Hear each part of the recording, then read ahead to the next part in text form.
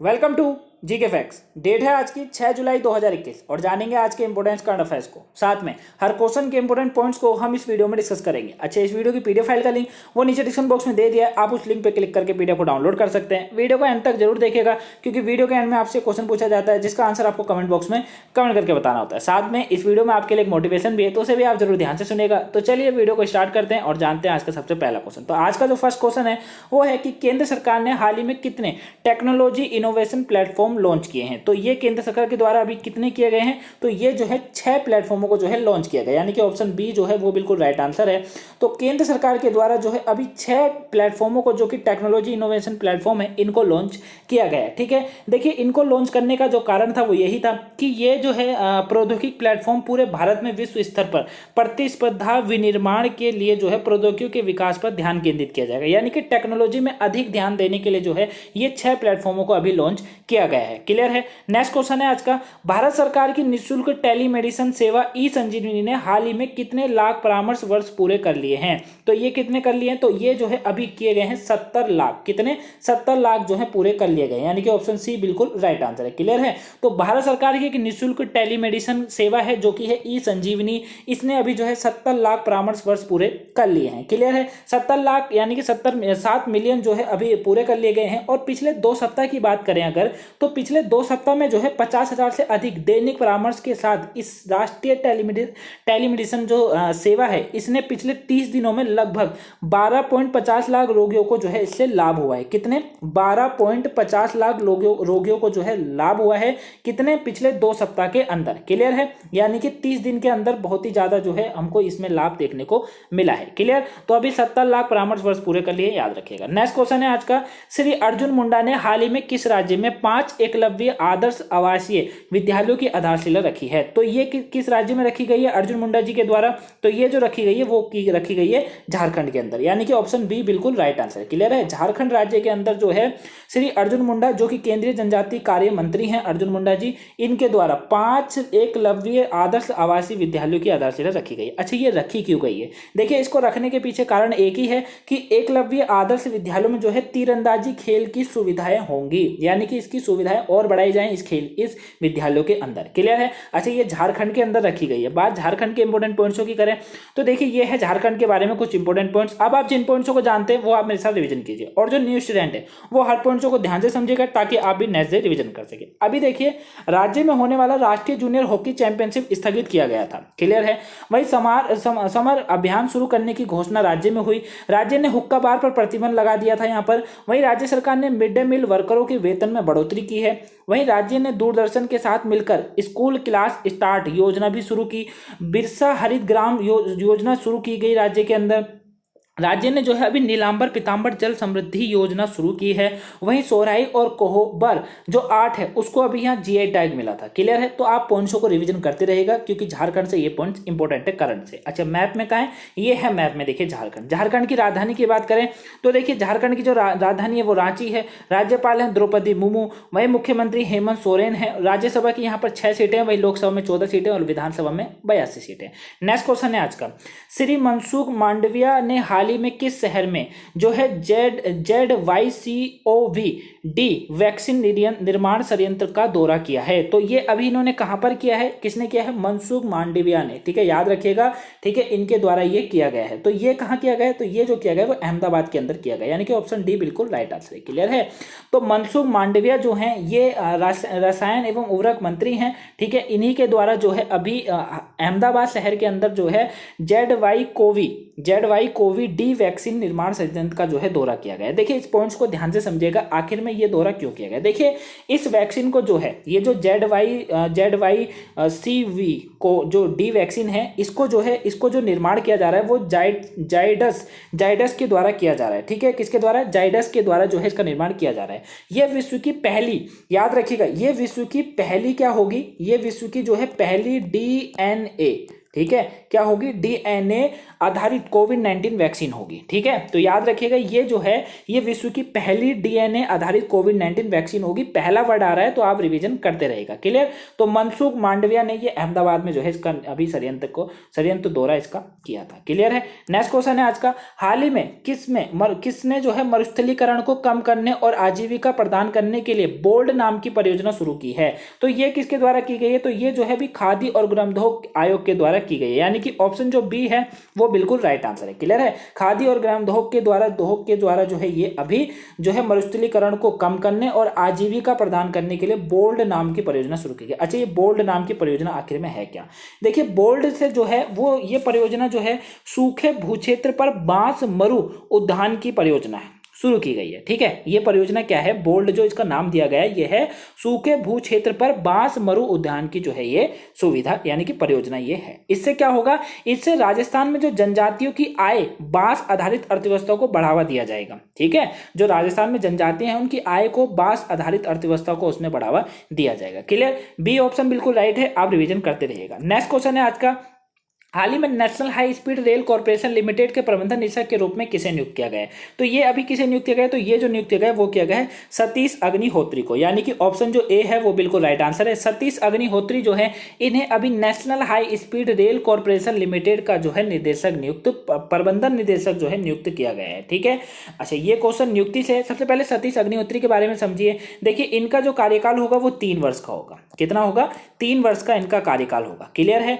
और ये 1982 बैच के, किसके, 1982 बैच के जो हैं ये क्या हैं, IRSE ऑफिसर हैं। ठीक है, 1982 बैच के जो हैं ये याद रखिएगा IRSE ये ऑफिसर हैं। क्लियर है। और अभी 2018 में रेल विकास निगम लिमिटेड के प्रमुख के रूप में भी अभी इनको जो है ये रिटायर हुए थे। क्लियर। अच्छा, इमेज में देखिए सबसे पहले आप, ये हैं सतीश अग्निहोत्री और यही जो है अभी प्रबंधन निदेशक बनाए गए। अच्छा, बात अब नियुक्ति से करें तो देखिए ये है नियुक्ति से कुछ इंपॉर्टेंट पॉइंट, क्योंकि क्वेश्चन नियुक्ति से था।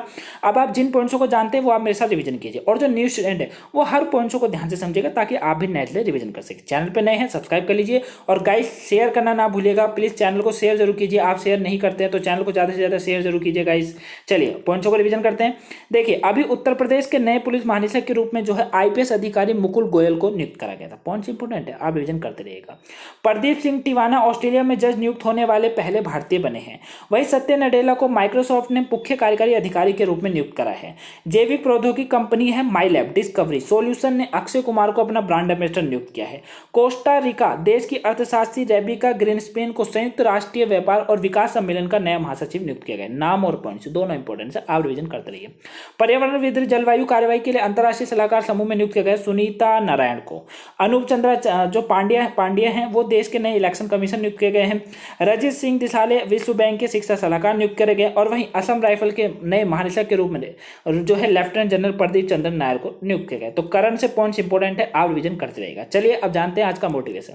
देखिए, ये है आज का मोटिवेशन आप लोगों के लिए। आज का मोटिवेशन है जिसने भी खुद को खर्च किया है, याद रखिएगा क्या, जिसने भी खुद को खर्च किया है दुनिया ने उसे गूगल पर क्या किया है, सर्च किया है। तो याद रखिएगा, जो भी अभी अपने समय को, अपने मनोरंजन को, अपनी वो चीज़ को जो कि एक जो जनरेशन होती है यानी कि जो समय होता है जिस चीज़ को करने का, अगर आप उस समय में सक्सेस होने का सपना देखते हैं और अपनी मेहनत करते हैं तो याद रखिएगा आप अपना समय और अपनी बुद्धि का दोनों को खर्च कर रहे हैं, और दोनों को आप जो है खर्च नहीं कर रहे होते हैं, वो एक तरीके से इन्वेस्ट होता है जो कि आपको बाद में दुनिया आपको गूगल पर सर्च करती है। क्लियर है। तो अगर आप भी चाहते हैं कि आपको दुनिया गूगल पर सर्च करे आज से 2 साल 3 साल या 4 साल या 5 साल के बाद, तो याद रखिएगा खुद को खर्च कीजिए। जितना भी आपको जो समय मिला है, जो भी आपके पास समय होता है उसको अपने सक्सेस होने पर लगाइए, अपनी पढ़ाई पर लगाइए, ताकि आपको कल जो है आपको लोग गूगल पर सर्च कर सकें। ठीक है।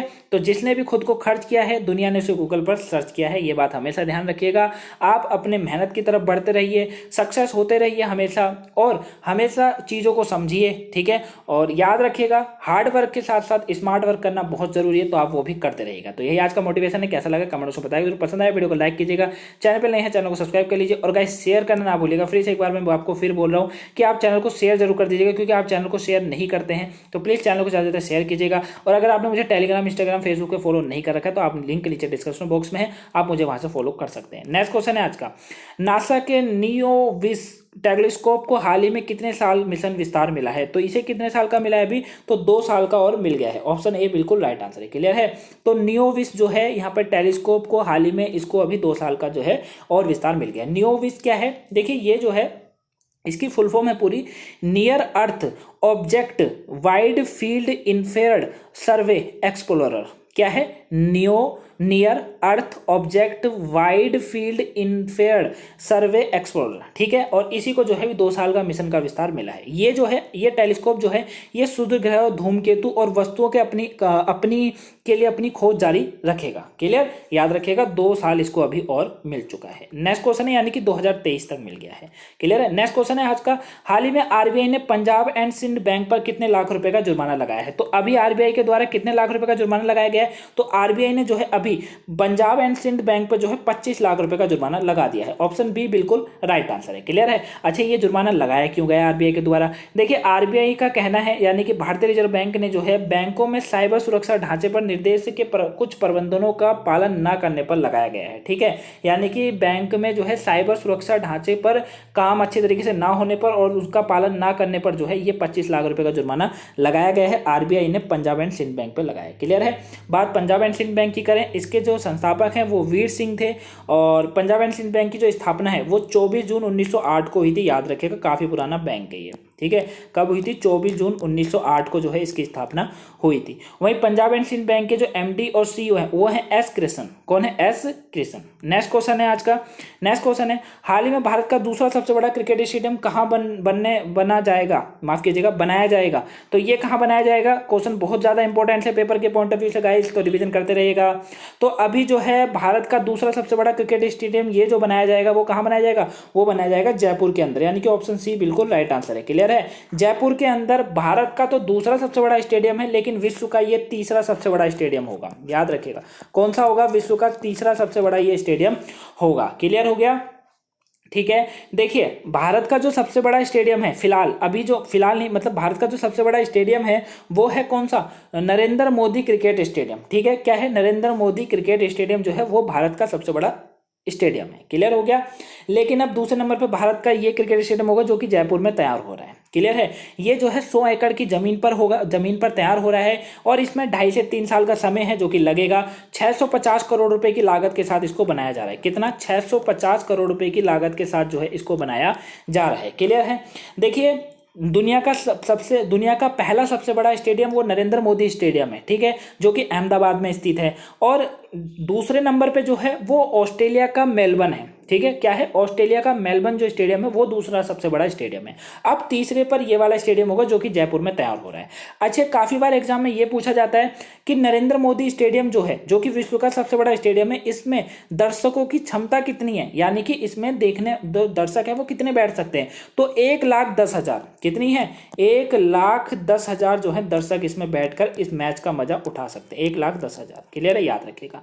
वही मेलबर्न की बात करें उसमें टोटल 90,000 है। और अब जो ये तीसरे नंबर पे बनने जा रहा है इसमें 75,000 लोग जो है देख सकते हैं। कितना? 75,000 लोग इसमें बैठकर क्रिकेट का मजा लुत्फ उठा सकते हैं। क्लियर? जयपुर में बनने जा रहा है, याद रखिएगा। नेक्स्ट क्वेश्चन है, हाल ही में किसने फॉर्मूला 1 ड्राइवर ने Australian grand prix FA race जीत ली है? तो ये किसके द्वारा जीती गई है अभी? तो ये जो जीती है वो जीती है मैक्स वेस्टपेन ने, यानी कि ऑप्शन सी बिल्कुल राइट आंसर। ठीक है, मैक्स वेस्टपेन जो है इनके द्वारा ही अभी ऑस्ट्रेलिया ग्रैंड प्री F1 की रेस जो है जीती गई है। ठीक है, 3 रेस जीती है इन्होंने लगातार और इनके करियर की ये पहली 3 रेस है जो कि इन्होंने जीती है। ठीक है, अपने रेसिंग करियर में जो है इन्होंने पहली बार लगातार 3 रेसें जीती है। इमेज में देखिए आप, ये है मैक्स वेस्टपेन और इन्हीं के द्वारा भी जीता गया है। नेक्स्ट क्वेश्चन है, हाल ही में कौन अंतरराष्ट्रीय क्रिकेट के सभी प्रारूपों को मिलाकर सबसे ज्यादा रन बनाने वाली दुनिया की पहली खिलाड़ी बन गई हैं? तो ये कौन बनी है अभी? तो ये जो बनी है वो बनी है, कौन बनी है? ये बनी है मिथाली राज, यानी कि ऑप्शन ए बिल्कुल राइट आंसर है। क्लियर है? मिथाली राज जो है ये अभी दुनिया की सबसे पहली खिलाड़ी महिला बन गई है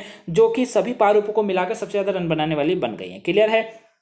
ठीक है, अंतर्राष्ट्रीय क्रिकेट के सभी प्रारूप, चाहे वो T20 हो, टेस्ट क्रिकेट हो या फिर वो वनडे हो। क्लियर? देखिए इससे पहले जो ये रिकॉर्ड था ये ऑस्ट्रेलिया की माफ कीजिएगा इंग्लैंड की पूर्व कप्तान थी एडवर्ड के नाम था। ठीक है, अभी उनको पीछे छोड़कर ये आ चुके हैं। ठीक है, मिथाली राज जो है इन्होंने अभी जो है सभी फॉर्मेट में मिलाकर 10,337 रन बनाए हैं। कितने 10,337 रन बनाए। जबकि एडवर्ड की बात करें जो कि इंग्लैंड की पूर्व कप्तान है, इन्होंने जो है तीनों प्रारूपों में 10,000 कितने 10,273 रन बनाए। क्लियर है, याद रखेगा। अच्छा, तीसरे स्थान पर न्यूजीलैंड की सूजी बेट्स हैं। कौन है? Suzie Bates. ठीक है, उनके कितने रन हैं? उनके 7,849 रन है। क्लियर है, याद रखेगा, इंपॉर्टेंट है, एग्जाम में आपसे पूछा जाएगा जरूर। चलिए नेक्स्ट क्वेश्चन है आज का, ये है मिथाली राज। इमेज में आप देख सकते हैं। ठीक है, भारतीय कप्तान है मिथाली राज, और इन्हीं ने जो है अभी सबसे ज्यादा रन बनाने का रिकॉर्ड बना लिया है। नेक्स्ट क्वेश्चन है, भारत के किस पुराने अखबार ने हाल ही में 200 साल पूरे कर लिए हैं? तो ये किसने करे हैं अभी? तो ये जो 200 साल पूरे किए हैं वो किए हैं मुंबई समाचार ने। ऑप्शन बी बिल्कुल राइट आंसर है। मुंबई समाचार जो है ये भारत का सबसे पुराना अखबार है और इसी ने अभी जो है 200 साल करीबन पूरे कर लिए हैं। क्लियर, तो याद रखिएगा मुंबई समाचार ने किए हैं। चलिए कल के क्वेश्चन का आंसर जानते हैं। देखिए ये था कल का क्वेश्चन आप लोगों के लिए। कल का क्वेश्चन था कि कौन सी महिला तैराक ओलंपिक में क्वालिफाई करने वाली पहली खिलाड़ी बनी है? तो ये माना पटेल बनी थी। ऑप्शन सी बिल्कुल राइट आंसर था। ऑलमोस्ट सभी के आंसर जो थे वो बिल्कुल राइट थे। आज का क्वेश्चन है आप लोगों के लिए। आज का क्वेश्चन है, निम्न में से कौन सी यूनिवर्सिटी और MIIT के रिसर्चर्स ने एक नए फेस मास्क विकसित किया है? तो आंसर आप मुझे कमेंट बॉक्स में कमेंट करके जरूर बताएगा। ये थी आज की इंपोर्टेंट करंट की क्लास। आपको वीडियो कैसी लगी है प्लीज कमेंट बॉक्स में बताएगा जरूर। वीडियो पसंद आई वीडियो को लाइक कीजिएगा, चैनल पे नए हैं चैनल को सब्सक्राइब जरूर कर लीजिए। गाइस शेयर करना ना भूलिएगा प्लीज। चैनल को ज़्यादा से ज़्यादा, वीडियो को जो है ज़्यादा से ज़्यादा आप शेयर कीजिएगा। ठीक है, क्योंकि जब आप शेयर करेंगे तभी जो है ज़्यादा से ज़्यादा हम इस फैमिली में जीके फैक्ट्स में ज़्यादा से ज़्यादा लोगों को जोड़ सकेंगे। क्लियर है, चैनल पे नए हैं सब्सक्राइब जरूर कर लीजिए। तो चलिए मिलते हैं नेक्स्ट वीडियो में। Have a nice day, thank you for watching.